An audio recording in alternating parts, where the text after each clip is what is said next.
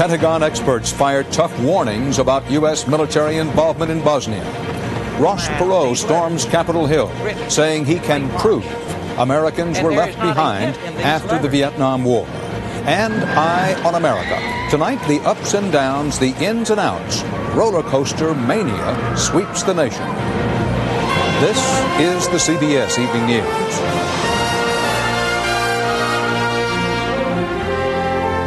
Good evening. Dan Rather reporting. More horror stories from the war in Bosnia. Serbian forces say they will let 300 women and children leave the besieged city of Sarajevo tomorrow. But in northern Bosnia, UN officials say tens of thousands of Muslims are being forced from their homes in another wave of what's called ethnic cleansing. And the UN is now ready to authorize force to help victims of the war. David Martin reports. In Sarajevo, officials say they have less than 2 weeks' supply of flour to bake bread. Undertakers say they're running out of wood to make coffins. But at least relief supplies are getting through to Sarajevo. In other parts of Bosnia, cut off and surrounded by Serbian forces, conditions are worse. Tomorrow, the UN Security Council is expected to pass a resolution authorizing the use of military force to deliver relief supplies throughout Bosnia. But today, senior military officers gave a grim assessment of what that would mean. If you drive down a road and you are escorting humanitarian convoys and you've got air cover overhead, which is of limited value because of the terrain, you have just taken the first step to getting mired into a major involvement in the Balkans. One of the American leaders of the charge across Iraq, now an assistant to the chairman of the Joint Chiefs, explained why the U.S. military is ill-prepared to meddle in the three-sided war among Serbians, Croatians, and Muslims. What we're trying to destroy is not 4,000 tanks, but the hatred of three peoples for one another. Airdrops might stave off mass starvation as they did for the Kurds in northern Iraq, but only land convoys can work in the long run. Here is General McCaffrey's seat-of-the-pants assessment of what it would take to open up a secure land corridor from Split to Sarajevo. It's 60 to 120,000 troops to provide absolute security around Sarajevo and the road into it. The U.S. still hopes to limit its involvement to providing air cover for land convoys, but no other country has yet stepped forward to volunteer its ground forces. But who's going to be supplying the troops? As you start going down the list, it gets pretty narrow. That's a good point. Passage of the UN resolution tomorrow would not automatically mean the U.S. and its allies would resort to force. And it's a good thing, U.S. officials say, because right now there is no agreed-upon plan or timetable for how to make good on the threat. David Martin, CBS News, the Pentagon. After quitting the presidential race, Ross Perot is back. Now he is testifying on behalf of American servicemen he says are still prisoners of Vietnam. Perot accused U.S. officials of covering up the truth about POWs and MIAs. Wyatt Andrews reports. In my experience over 20 years, a combative Ross Perot today challenged Congress to go find the live POWs he still believes are held in Southeast Asia. And there is no question in my mind that we left people behind, and we left people in Laos, and I think I can prove it to any rational person. Congress had wanted Perot to deliver the goods on where and why prisoners might be held now. He had other plans. He waved a recently declassified document supporting his charge that the U.S. government may have abandoned hundreds of U.S. prisoners captured in the secret war inside Laos. Defense Intelligence, the 1973 memo says, lists approximately 350 U.S. military and civilians as missing or captured in Laos. But the government never pressed for an accounting of those prisoners, Perot says, so it could keep the war in Laos under wraps. And there is not a hint in these letters that anything has happened to the 350 prisoners. They're there. 2 weeks later, the Defense Department declared them all dead, and the rest is history. When panel members pressed to hear why prisoners would still be held, Perot lectured. Congress, he said, had reneged on a deal to pay Vietnam more than $3 billion in reparations. I realize you got AIDS giving you 3x5 cards and all that stuff, but just for 1 minute, listen to me. We ransomed our prisoners out of Hanoi, but we never wrote the check. And that's what caused the people to be left in Laos. Perot is respected for the 23 years he's given this issue, beginning with a trip to Hanoi in 1969. But one senator and former POW was skeptical. I don't believe that I was ransomed out of Vietnam. I believe that B-52s got me out of Vietnam. Perot and some POW families believe prisoners can still be ransomed. They want a top negotiator, like, say, Perot, sent to Vietnam to cut a deal. Let's negotiate. Let's get these men home. By that you mean money on the table? Money on the table, chips to the middle. Let's do it. How to negotiate with Vietnam will remain a central issue. Perot flirted with the presidency in part because he thought Vice President George Bush had given up on the POWs. There are also the negotiations that might have been. The committee is looking at charges the Reagan administration entertained a $4 billion ransom deal from Hanoi without asking what prisoners were there to be ransomed. Wyatt Andrews, CBS News, Washington. Vacationing in Maine, President Bush gave his approval today to Israel's long-delayed request for $10 billion in U.S. loan guarantees. Prime Minister Rabin thanked him at a joint news conference at the Bush vacation home in Kennebunkport, Maine. Rabin promised to inject new momentum into the U.S.-sponsored Middle East peace talks. Those talks are scheduled to resume in Washington immediately after the Republican National Convention. For months, the Bush Quayle re-election campaign has attempted to take advantage of questions about Governor Bill Clinton's personal life. Today, President Bush was faced with some questions about his own past. More about that now from White House correspondent Susan Spencer. Millions of New Yorkers and the Bush campaign woke up to this shocker in the New York Post. A rehash of the rumor, reported before but never proved, that his vice president, George Bush, had an affair with longtime assistant Jennifer Fitzgerald, now at the State Department. Outrageous.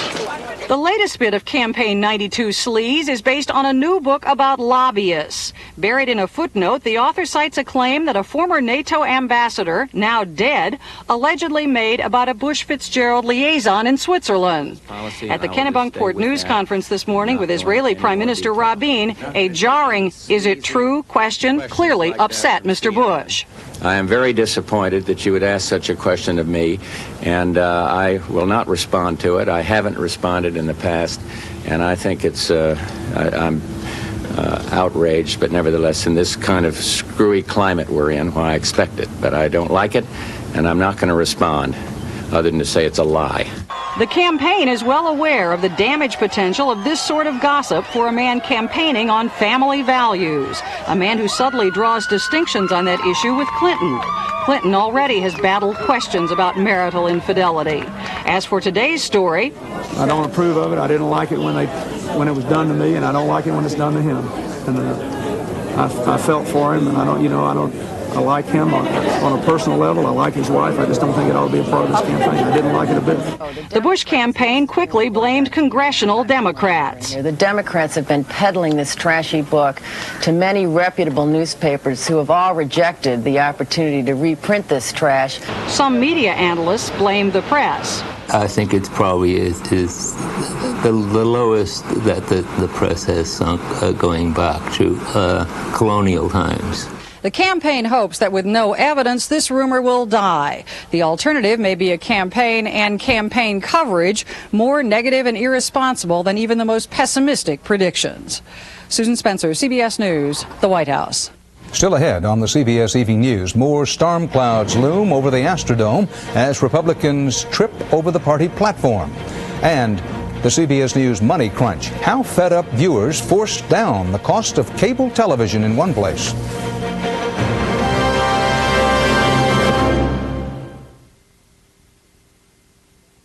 Suddenly, vitamins are all over the news. Fact is, 2 out of 3 adults don't get all that's recommended in their diets. 2 out of 3? Wonder if I'm getting the vitamins I should. There is a cereal, though, that has 100% of 10 essential vitamins. Whole Grain Total. Of course. Just one bowl gives you a full day's allowance of these vitamins. Total. One bowl, 100%. With all the vitamin news, I'm eating Total. Of course. Nighttime, one of the worst times for pain. Minor arthritis pain, muscle aches, pain that seems to go on. That's why you need Ultra Strength Bengay, the strongest Bengay ever. You can say goodnight to your pain with Ultra Strength Bengay.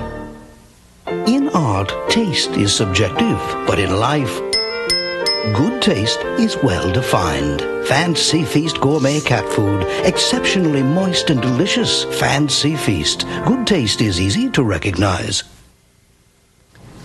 Republicans preparing the party platform in Houston were hoping to stop talk of confusion and chaos, a lack of leadership in the Bush-Quayle campaign. That's what they were hoping. But in that regard, they may not have had their best day.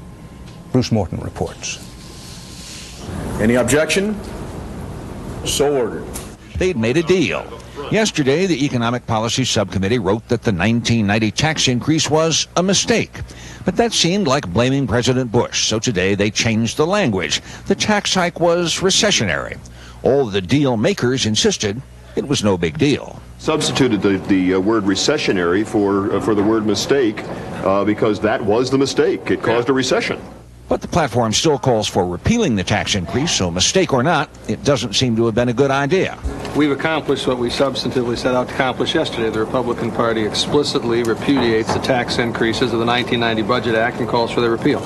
Charles Black, Mr. Bush's man at the hearing, negotiated the deal behind closed doors and was happy to see the mistake word corrected. I just don't see any reason to have it in there. The platform should be a positive vehicle for drawing the differences between our party and the other party. But of course, the tax hike was a mistake because it broke George Bush's most famous promise. And they'll push again, and I'll say to them, read my lips. No new taxes. It was a mistake made for the best of reasons with the best of intentions. Anti-abortion activist Phyllis Schlafly at a news conference today said the mistake still hurts the president. The tax increase has cost him dearly, and the pro-lifers are the only faithful ones he's got left. So I just wanted to take this opportunity to give you a copy of my testimony. California's John Seymour, who's for abortion rights, lobbied platform committee delegates today, but no one predicted any big change in the anti-abortion platform language.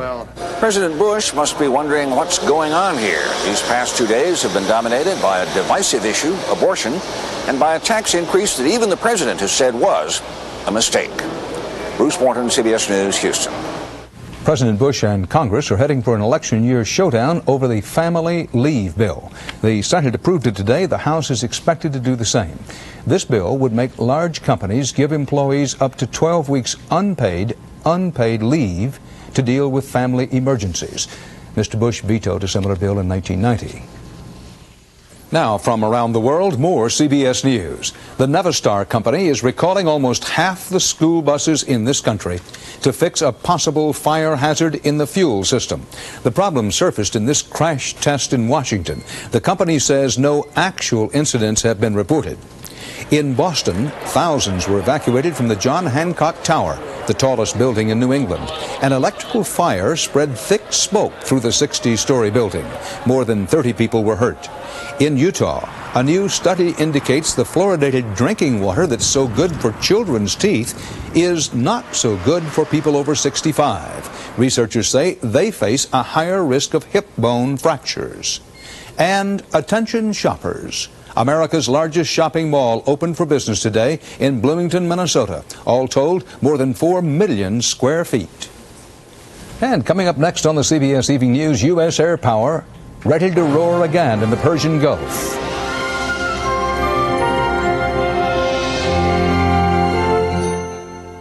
Look what's popping up, fat free. Special K waffles from Eggo. Once you see how good fat free can be, whoa, no, you never let go. No way. It's all mine. Special K waffles from Eggo. Eggo Special K waffles. Crisp, delicious, yet every bite fat-free, cholesterol-free, and just 80 calories per waffle. See how good fat-free can be. Oh, no, you never let go. Nah. Special K waffles from Eggo. At Red Lobster, it's going, and soon to be gone. Our full pound of shrimp special ends soon. Red Lobster knows you just can't get, enough shrimp. 10 grilled shrimp, 15 butterflied, 11 scampi. A full pound of our biggest and best shrimp. For a limited time, enjoy all this shrimp. There's so much, you may need a doggy bag. Red Lobster for the seafood lover in you. could this happen? They've taken the secret. Europeans are upset. The Kellogg's Muesli cereal uses their secret recipe. This we kept in the family. After all, they've been guarding this delicious secret forever. Ah, but this luscious blend of sweet fruit, crunchy nuts, and crisp whole grains was destined to become Kellogg's Mueslix. Angelina, you told? It wasn't me. I swear. Kellogg's Mueslix, the European secret for great taste. They'd do anything for a night with the king. All you have to do is watch Crazy About Elvis, an all-new 48 Hours, Wednesday. Kuwait echoed with the din of desert warfare again today. This time it was a mock battle, but with real bombs and bullets. Hundreds of American and Kuwaiti troops staged a counterattack against imaginary invaders near the Iraqi border. More than 6,000 U.S. troops are taking part in what are called maneuvers. Out in the Persian Gulf itself, there are now 18 American warships within striking distance of Iraq. There's a widespread belief in European capitals they may be used for another strike against Iraq in coming weeks. Many of the men and women on board these ships are veterans of the Gulf War. Their experience has prepared them to prepare others. CBS News correspondent Barry Peterson reports from the aircraft carrier USS Independence. Time for all on-site personnel clear the flight deck. India 3, Romeo, this is Zulu 2, Victor, over. Prior combat experience is always useful. Being shot at and missed. Obviously there's a will to live, and that's the biggest thing for me. Lieutenant Clark McNeese flew 28 combat missions in Desert Storm. What's it going to mean when you have to go back? What does that mean for a guy like you? It means I probably won't be quite as nervous on the first mission. Aboard the USS Independence in the Persian Gulf, that is the edge, confidence that comes from combat. The pilot who has been there sharing with the pilot who is not. They've been able to explain things that you can't read in any kind of book. They can explain it to you, tell you what you expect to feel and what's going to happen there. Its A-6 bombers and its F-18 fighters can hit deep into the heart of Iraq. If the president decides on a military strike, the planes on this ship would be among his first options. Half the pilots aboard the Independence are veterans of Desert Storm. But an air attack would not be a walkover. Despite Desert Storm, Iraq still has surface-to-air missiles, anti-aircraft artillery, and sophisticated Soviet-made fighters. They are a formidable power now as well as they were before, so you got to, in my eyes at least, going up there, going against something like that, it'd still be formidable. Several ships, including the USS Mobile Bay, offer another option if the president chooses not to risk the lives of American pilots. These ships are armed with cruise missiles. Right now we're just presenting a show of force, show of the flag that, America is here. From the admiral to the maintenance man, there is no hunger to face an old foe and no hesitation about who will win. We pretty much know that we're the best, and if they want to come out and play with us this time, I think we can push them back. Barry Peterson, CBS News, aboard the USS Independence in the Persian Gulf. Stay with us now for Eye on America. Stay with us and we'll take you on the thrill over the hill.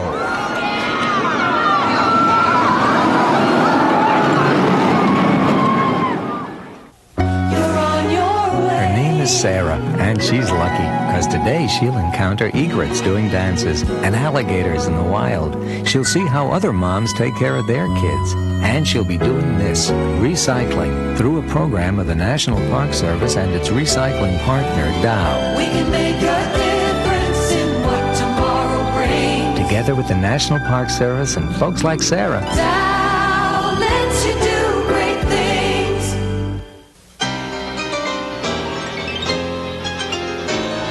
Domino's Pepperoni Passion. Now get pepperoni pizza deal starting at $6.99.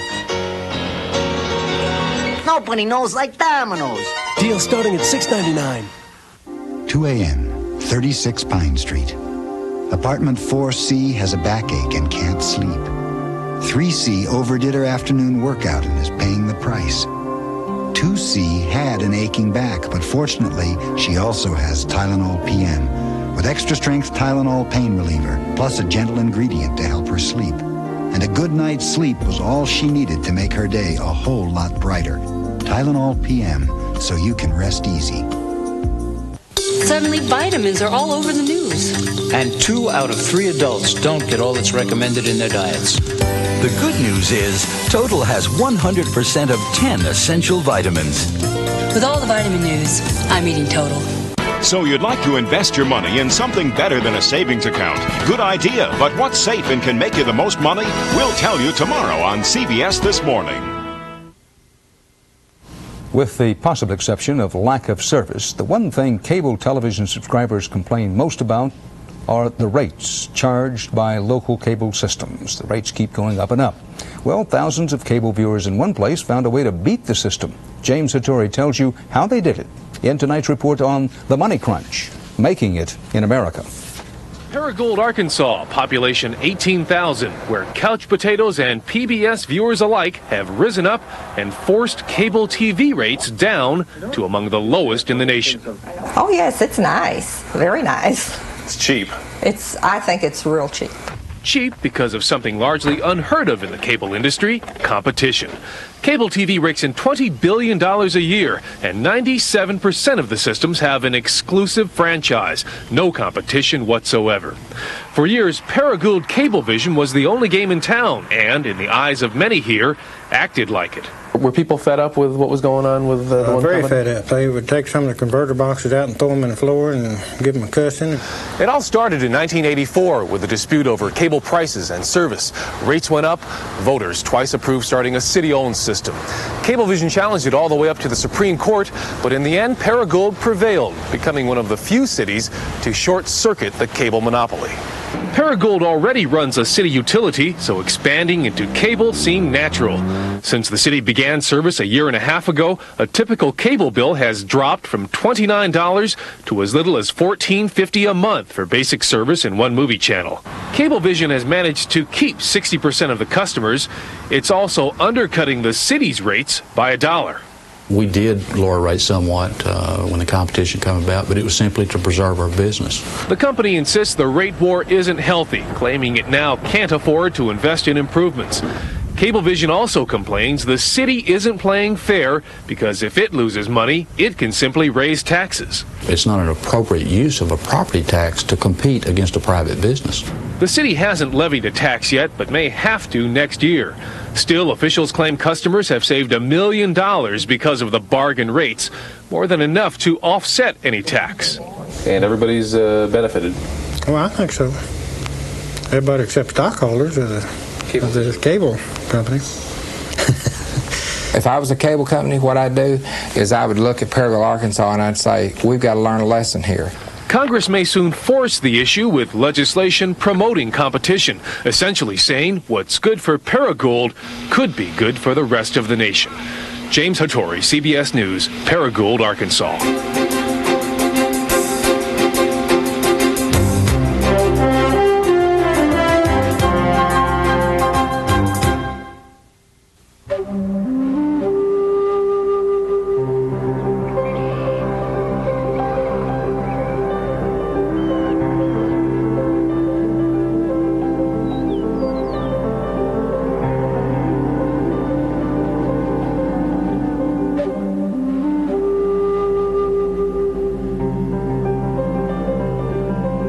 The new Jeep.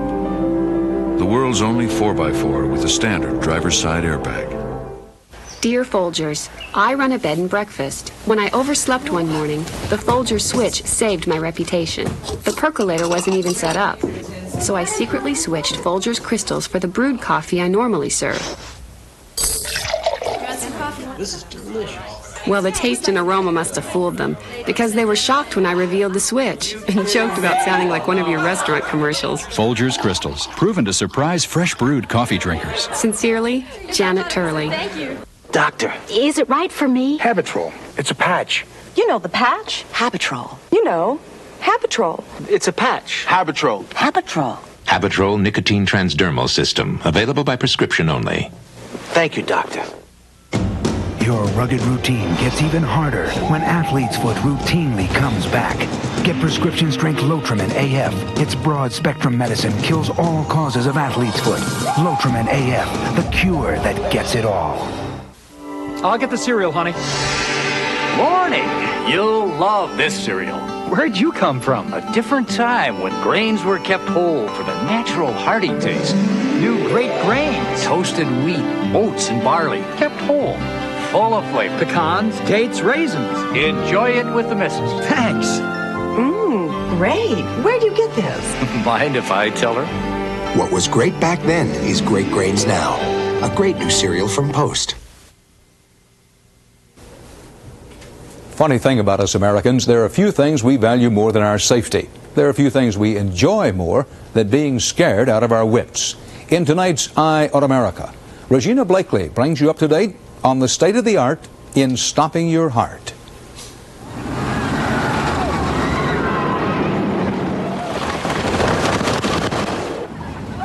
It's the American pastime for the daring, for those who equate fear with fun. And nowadays, those thrills come any way imaginable. Coasters are now computer-driven and more high-tech than ever before. You can stand up, be suspended in air, and even go underwater. Basically, a good ride is one that doesn't beat you up, but it gives you a lot of thrills, a lot of hills, a lot of speed. John Pierce should know he designed the Rattler. With a mean 166-foot drop at 73 miles an hour, it bites you. After all, it didn't get its name for nothing. One of the foremen working on the ride asked me, how did I come up with the idea? And I said, I had a fight with my wife that night. And he came back by a couple of minutes later and said, Mr. Pierce, that must have been one hell of a fight. Roller coaster riding is not a half-hearted affair. It is a passion. Just ask Lucy White. She learned to love coasters as a girl in Texas. Now she's one of the oldest, yet youngest, members of the American Roller Coaster Enthusiast Club. Life is a banquet, and most poor suckers are starving to death. Now this is the best one coming up, right? Yes. Get a little air time. All right, you got those hands up. This is the greatest. It really is. Where there's passion, there's devotion. Bill Galvin celebrated the 65th birthday of the Coney Island Cyclone by riding the granddaddy of coasters all day long. It's wooden, rickety, and run by hand. No fancy computers here. But Cyclone employees and twin brothers, Ricky and Raymond Del Corvido, believe it can't be beat. I came to ride the Cyclone. That's everybody's words. I came just to ride the Cyclone. It's like it's everything. They rode every other coaster, and they always say this one's the best. But who's judging? The thrill is what you get out of it. One enthusiast said conquering the twisting hills makes him feel like a pioneer. Loving roller coasters, he says, is proof that the great American frontier spirit is still alive. Regina Blakely, CBS News, somewhere on top of the world. And that's part of our world tonight. Dan Rather for the CBS Evening News. Thank you for joining us. See you tomorrow. Good night.